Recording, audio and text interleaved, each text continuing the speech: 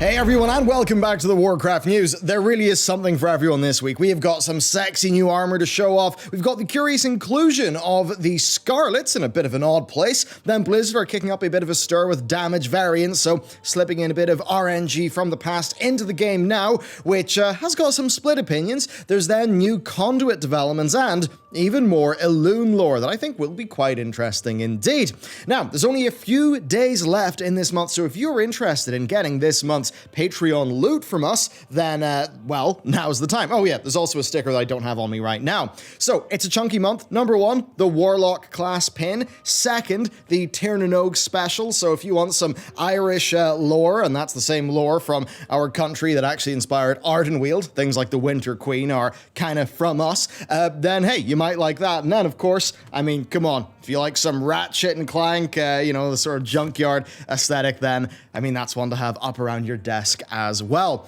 So, that's what's up this month. Thank you for all your support there. It helps us out immensely, and we are almost on the cusp of launching a new job role that's possible because of things like this. And the big goal there is, well, to bring you more content more consistently and go absolutely bloody insane come the launch of Shadowlands, which will be pretty hype. So, thanks for all your support, and with that said, let's get into the news. Alright, we'll start off light with some sexy new armor. Okay, previous builds introduced the legendary Maw armor set that you've seen, right? Now, this basically is the legendary set. I believe that each one of those constituent pieces is like a legendary that you'll make at the Runeforge. Now, that basically means you can only make one. I think it's about every 2 weeks. And what that means is that slowly, as you build out your character's legendaries, you'll build up this cool new legendary set that's got like, I mean, it's got a bit of ICC and a whole bunch of stuff sort of put into it. It looks great. So it's nice to see that along with that, we've got a two-handed sword data mined as well. I'm not 100% sure where that will come from, but because of that, I do presume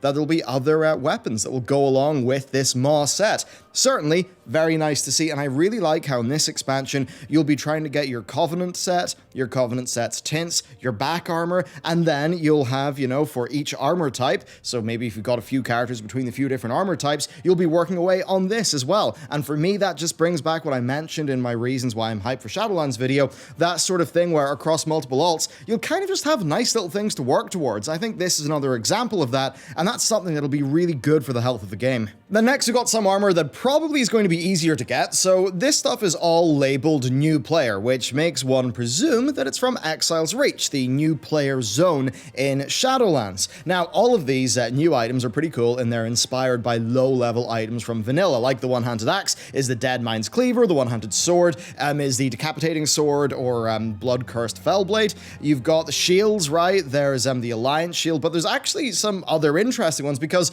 well, for Lordaeron, there's a Scarlet Crusade one, or I guess Scarlet Brotherhood one, if we're going to go with the most recent lore. You should check out the video we did in the Scarlet Brotherhood pamphlets and this sort of conspiracy to basically get rid of Anduin and like put a new Menethil heir in the throne. So I have to wonder if that even ties into that, like those guys existing maybe. And then there's also one for the Silver Hand. So pretty cool with these new shields. A little bit of me is thinking, oh, does this hint to a little bit more development in Lordaeron at some point? Maybe in the pre-patch? Is that something Blizzard will ever touch again?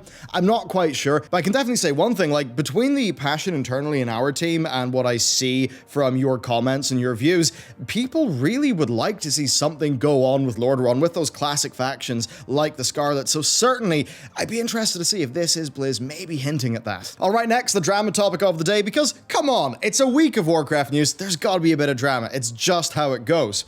Okay, spell variance is being reintroduced into the game and it will impact most non-periodic abilities. Right now, it is 5% variance. So whenever you do a spell, whatever damage number comes out, it will vary by 5%. Now, I don't know if that means, you know, sort of plus or minus 2.5% from sort of like a base damage, or if it's plus or minus 5. I believe it's the smaller one. But basically, yeah, you've got this 5% variance in the output of your spells. Now, you might be thinking, what? Is this more RNG? And, I mean, literally it is, but it's also something that you will have had, really, for almost the entire life of the game. You see, the way things used to work is that your spells resultant damage, one of the variables used for that was the range of weapon damage. I don't mean the range of your weapon, I mean the range of damage that it could do. So, you know, a weapon would do between sort of X and Y damage, and then it would have an average sort of value. Right, that's kind of how that would work. Now, what happened is that they basically simplified loads of different equations to work all of that stuff out in BFA, and instead of using the sort of range of, like the range of damage that your weapon could do, they instead use the DPS value of your weapon. Now, of course, the DPS value is a single number. It's averaged out, right? And that means that, yeah, if all of your conditions were the same, you know, you'd get like the same number out every time. Now, Blizzard have said that they've introduced this back into the game to add in a little bit of texture. Basically, it seems like so you don't see the same number a whole bunch of times in a row whenever you're doing some damage. Bit weird. I mean, I don't think I'd notice this much, to be completely honest with you, and I really don't think it would impact any of my gameplay. That said, in the more top end of things, I think there is a bit of dissatisfaction there. I'd certainly say it's a situation where, are we really gaining that much from this? No. Are we sort of losing anything? Well, I suppose maybe there is it's not just a perception, it is a thing where the RNG in what your character actually puts out that's totally disconnected from what you're doing with your fingers on the keyboard is a bit insane some days. So I think that this is maybe just even a bit more of a straw that's breaking the camel's back when you've got all of these players who are, you know, they're really wanting to do well in their characters and they want to shine maybe as compared to another person playing their same class and spec. And it gets a bit frustrating for them when, you know, because of corruptions or because of just lots of random proc trinkets and things like that going on, just the sort of outputs of their actions vary wildly from, you know, from parse to parse. So I think certainly if all of those things are going to still exist and be sort of annoying, I mean, personally, I'm not a super high-end player at all, but I still find it really annoying that, yeah, my opener, I can do it at the same time, or, you know, the exact same way, 5 different times and get 5 completely different results. Sometimes that is a bit frustrating because it's like, well, I don't know, did I just get lucky but not play that well? You sort of don't really know when you're really trying to sort of best yourself there. So this is basically something that I don't think is going to be massively impactful because the variance is going to be small-ish, but I can see why people aren't particularly happy. Now, I will say that variance is something that is a little bit misleading because if you do have this sort of average 5% variance, well, the thing is, if most of your damage comes from a really big damage window, maybe heroism, you know, potions, a whole bunch of things, right? The stars align, and you happen to get 5% more damage then that's going to have an outsized impact on the rest of your parse. Maybe you could get the opposite situation where, yep, you just get a whole bunch of really bad, you know, just bad luck, right? When you're in this sort of your big DPS sort of producing period of an encounter. So that's essentially what's going on, and that's why a lot of players are not particularly pleased about it. That said, I do think that the majority of players won't even notice this if they weren't told, but I do think a lot of the mythic raiders or just heroic raiders who really like to look at their parses all the time, I think they will notice it and perhaps be a little bit miffed. Now, Ian did explain in a tweet responding to Slootbag that this is basically how all WoW classes have worked for 12 plus years, which is correct. And that's how, you know, weapon damage works as well as most mob damage. And I mean, Ian is basically right there, but it was changes, actually, I was silly. It was changes in Legion that sort of changed that up and sort of removed the variance. So there you go. The variance is coming back, and that's basically what's up. I think there's maybe just a problem where really once you started hitting Legion, you had so much just random stuff impacting your character that did you even notice that that variance wasn't there anymore because it was being calculated off the weapon DPS value? I don't really think so. So if we're in a situation where you've got just as much random stuff happening on your character, you know, you've got, if you remember the video, just Preach with his big box full of dice rolling around everywhere. If you've got that, and then you've got the 5% variance, then yeah, I can sort of see that being just a bit of a groan-inducing thing for the players who really care about that aspect of the game. Whereas I think the people who don't care about this sort of thing, I don't think they're going to see too much benefit from it. So one of those things where, to be honest, I totally understand how it's a problem on paper, but I also don't really know if anybody really noticed or cared that much, or if it's worth really changing. So to be honest, I'd like to know, what do you think in this one? The next up a bit on conduits. So we're covering this in the news. We're going to cover this a little bit later in my video about worries for Shadowlands. But yeah, basically basically with the conduits, it seems like they're supposed to be permanent items now, so that's a bit interesting. We've also seen Blizzard play with ranks from 0 to 14 on beta, although Blizzard haven't actually talked about them. That's what's weird. The rank system's in-ish, maybe. It's in the data mining and stuff, but Blizzard haven't actually made a post explaining any of it. Now, I think that all of them are pretty clearly designed to scale, but they're also designed to be strong up front, so it's this situation where they need to be strong up front so you get a conduit and you're excited about it, but then the scaling up the ranks has got to be pretty slow, or else they could get really nutty, especially if you could stack them. And I guess it's weird. I mean, as much as we enjoyed feeling totally busted by the end of Legion, I mean, come on, remember how insane your character was. Definitely the potential for borrowed power to scale and synergize in this expansion is wild, because there's so many different things that could all just sort of align.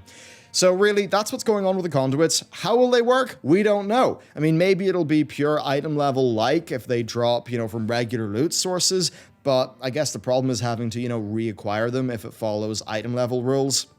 And, needing to fight the same boss again to maybe get a rank 5 of a conduit after a patch comes out that, increases the maximum rank a conduit can be. It's kind of hard to know there. I mean, one idea is maybe an upgrade sort of currency thing, maybe an implementation that's a bit more similar to Echoes of Nyalotha. I mean, it's all just a bit weird. This system is totally up in the air because Ian, of course, said that conduits are not going to be how they are in beta right now, referencing them being destroyed and all that stuff in the chat with Preach. So really, we just need to wait and see how this system is actually going to be. That said, it is pretty heartening that Blizzard are actually seemingly anyway, taking the feedback on board and trying to make some earnest changes to this one. Again, though, it's just too early to call right now. I guess, though, if I'm just thinking about what I would like there, I think this would be a lot more simple if you just kind of had them, effectively be an Essence library, but I guess they'd have to be physical items somehow, but just some sort of progressive unlock system where, you can get all your rank 1s, and then just by doing harder content, you get your rank 2s, and you sort of, build up your character that way. I get how that could be really annoying for pug players, though. Certainly it's not something that would be a problem for guild players, but anyway, that's roughly an idea. I'd like to see, though, from you, how do you think conduits should work? What is your ideal system? All right, so let's change gears over to the lore, and this is actually quite fun because we've got some alien Night Warrior business. Now, remember when the Night Warrior conversation between, them and their husband appeared, and a lot of people got a bit salty because they're like, what, a male Night Warrior in Night Elf society, what's going on? And then we were just like, well, look at their names and their accents, they're clearly not Night Elves. Well, yes, it's now further confirmed. I mean, it was already confirmed in interviews, but through the actual in-game content that yes, this is an alien Night Warrior, and the whole thing there is they did the ritual to fight off a very interesting threat, but they were obviously going to die from it, so basically him and his husband decided to sort of try to share the load of the Night Warrior bad business, but of course it just got both of them killed, and that's why they're in Ardenweald. Anyway, what is kind of cool about this, though, is we know now why he took up the Night Warrior mantle, and basically the lore here is that a dark god descended on their planet, but in the actual impact of that dark god hitting the planet, it pretty much took out one of their kingdoms or whatever. Now, what is that? Well, I think that's pretty obvious. That is old gods. From what we understand, I mean, he even describes them as having too many eyes, too many faces, all that stuff. But from what we understand currently, the old gods are not an Azerothian thing. I mean, I'm pretty sure we've known that for many years. And basically, they just sort of went out like this big universe parasite, just kind of consuming everything, right? All life, all planets, and obviously in that sort of insatiable hunger to get whatever is in those world souls. Because, of course, if they get Azeroth, what then happens? Well, then, of course, Azeroth will end up being corrupted, and I think that's maybe the power source to let the old gods bastards, the Void Lords, in? Maybe that's the lore. Who knows? It'll probably change by the time we deal with it, but that's basically the shtick there. Now, the way it works for these guys' society is that basically a coalition of different heroes and groups all rallied behind the Night Warrior, and that is how they defeated this old god, but that their planet was basically just left totally destroyed and messed up, such that it would take many generations for it to be fixed. So basically what I think is really important here, and the key learning essentially is, well, this is a planet that fought off an old god with the power of Elune. We are a planet that did that, of course, with the power of the Titans. So basically, it's kind of just showing us a little bit more of, yeah, you know, the Titans, they're a pretty powerful bunch of dudes, but they're not exactly the be-all, end-all, right? They're not sort of the architects of the overall universe, as we maybe at one point thought. And that's certainly something that Ian, well, literally said in his interview with me.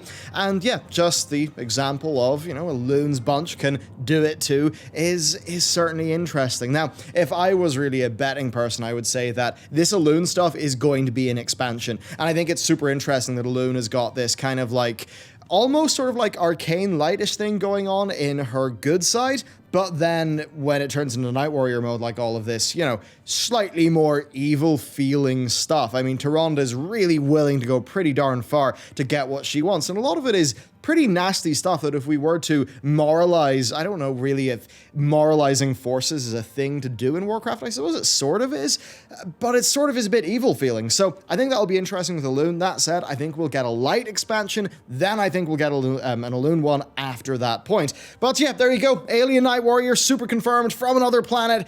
Maybe there's other planets out there, right, with more life on them. Maybe it's not just us. Yes, we had been led to believe that essentially the whole universe had just been scoured by the old gods and by the Burning Legion, but it seems like this is a planet that actually fought off the old gods and was not destroyed by the Burning Legion, and therefore is probably out there right now. I mean, come on, Blizzard kind of just introduced a whole new alien race to us, which, you know what, in any normal circumstance would be a pretty darn noteworthy introduction to the lore. So there's that, and with that said, let's move on.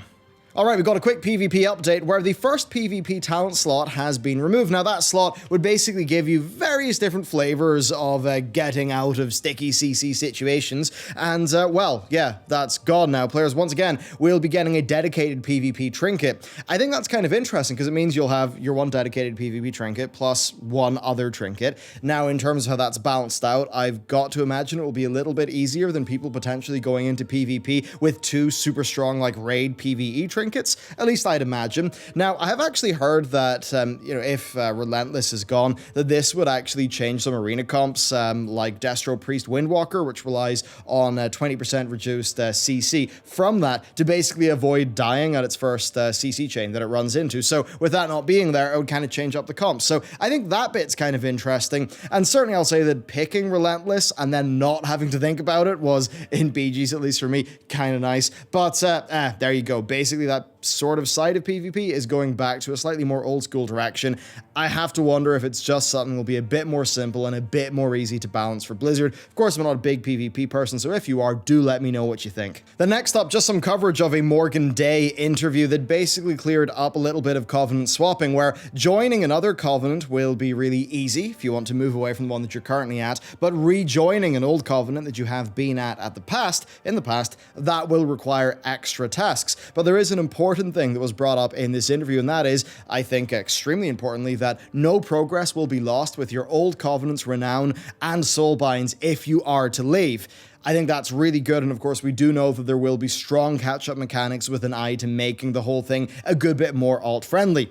Now, on Renown, we are actually told that that's not a bar, but a number, and that if you are behind, then the game is going to be offering you new avenues to catch up, including repeatable content. So it seems like if you are maybe joining a new Covenant and you need to get up its Renown bar really fast, you'll pretty much be able to just sort of chug away at that at a far faster rate than if you were at the bleeding edge of just doing your weekly Renown every single week. And then another thing that was also in that interview that I thought was pretty nice is that there are going to be Covenant-specific dungeon interactions. Now, this is great, I think. I wonder how that would be in more competitive situations, but from the perspective of the game being an RPG, like the one example is Kyrians being able to repair automatons in the Necrotic Wake dungeon, which will give them a party buff. Now, that kind of reminds me of the Nighthold party dungeon, where, yeah, depending on your class, you could do different things. I thought that was really nice. So it's actually nice to see Blizz sort of experiment with that again. But there you go. That's just some mechanical updates from that Morgan Day interview. And to finish things off, we've got something exciting over for Classic, and that is that Phase 5 is beginning this week. Now, the big news, of course, is Anchorage, and guilds from every server have been posting their material gathering process and or progress. And guess what? most of them are complete. It really does seem like most of the big servers are going to have the war effort done on day one. Now, this still does leave the pretty intimidating Scarab Lord quest line, which is... I mean, it's quite a lot. This includes getting your 200 Silithid Carapace fragments. Now, those can only be collected by, you know, players who are the most up-to-date with the quest chain, and they drop off any Silithids in the region, but of course, that's going to be a very heavily farmed thing. Now, other than that, it will require several raids, plus the Horde and Alliance, once again fighting over Azuragos. By the way, you should check out our Total History of Vanilla series. We actually have a full episode on this entire process if you want to see what it was really like back originally, so there is that to watch. But yeah, essentially what I'm saying here is that, yes, the material part of the war effort is done. It'll probably only take a day because of just the level of organization, but all bets are still on for how long it's actually going to take for somebody to become the Scarab Lord, because I imagine with there being so much more organization this time around that the competition will be really fierce. But of course, yes, after that gong is actually struck, then every other player in the server will have the next 10 hours to complete the final step of the quest to actually become a Scarab Lord themselves. Now, that's something that actually could be a little bit different than it was in Vanilla, because back in Vanilla, well, the servers were falling over whenever people wanted to go become a Scarab Lord, so it actually seems like now, you know, we've got better servers, so hopefully in that 10-hour period, everybody who wants to log in and actually make their way over there, they will actually be able to, and the world servers will actually be up. Now, if you do want, like, an interesting example of seeing an entire server working together, you can see that over for Incendious. I mean, here's a look at their spreadsheet, and it's just nice to see things like that happening in the community, and it's something that's just... well, it is just unique to how Classic is, I guess, as opposed to Live.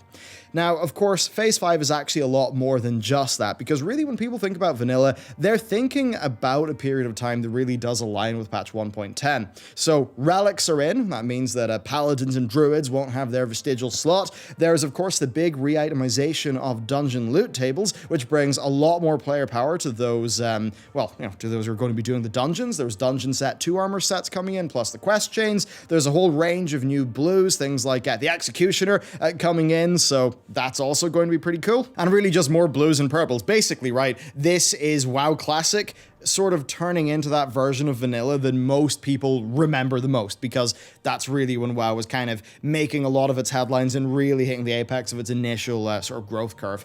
So there you go. Big news happening with Classic, and really with that, it's just going to be...